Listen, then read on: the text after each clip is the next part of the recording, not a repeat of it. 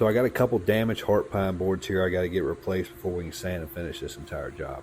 I already showed you a large repair in another room that had to be replaced. This one here was kind of an afterthought after all the furniture and everything was moved. I didn't really know about this at the time. It's not a big deal. We have the material, so we're going to get it fixed real quick before we start sanding. As I mentioned in the previous video, this flooring is laid directly on the flooring joist.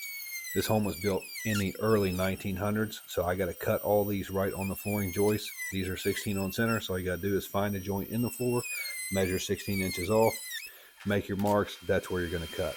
So I'm going to cut all the butt ends first, then after that I'm going to set my skill saw to 3/4 of an inch deep.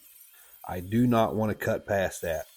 I have no idea what's underneath this flooring, and you damn sure do not want to go cutting into something you shouldn't be, whether it's a water line, HVAC line, electrical line. Any of those could be in an area that it shouldn't be, so you want to make sure you don't hit it, just like that HVAC line right there. So when you're ever cutting into an existing floor, always make sure you set the depth on that skill saw so you don't cut into something that you shouldn't have. And everybody cuts those boards out different. I just make 2 long cuts and then kind of a diagonal cut across the middle just so I can break it out of there. Then I'll hammer and chisel out the groove side and then also the tongue going into the other board. There's not really a right or wrong on that. Just got to get it out without damaging anything else. I've got my new piece marked, got that cut. I have to cut the bottom of the groove off of that side so we can get this piece in. It's physically impossible to put it in there without that being removed.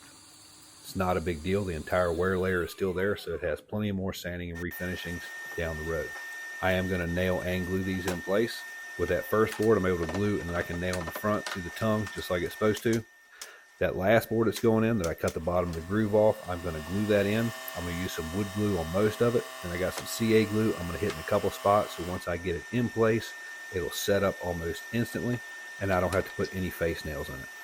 Now, if this was one of the older floors from the early 1800s, late 1700s that has huge top nails in it, I wouldn't worry about it. I'll put some big top nails in there just so it matches the rest of the floor. And once that board's in, held down for a second, it's fully set up, ready to go. Enough for us to get sanding anyway. The next video on this job will be from start to finish, and I can promise you it's going to be a wild one. Get ready.